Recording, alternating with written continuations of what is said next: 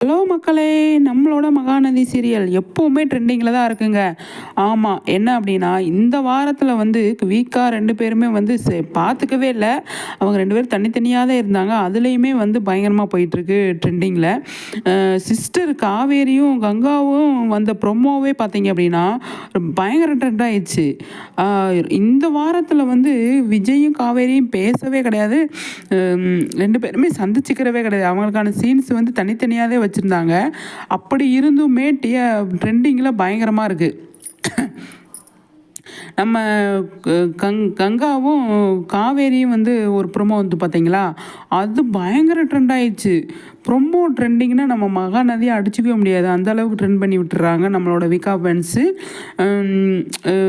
காவேரி, விஜயும் இருக்கும்போது வந்து அவங்களோட சீன்ஸ்லாம் வரும்போது ட்ரெண்ட் ஆகுறது அது வேற விஷயம். விஜய், காவேரிக்காக நிறைய ஃபேன்ஸ் இருக்காங்க அப்படின்னு பார்க்குறவங்க அவ்வளோ பேர் இருக்காங்க.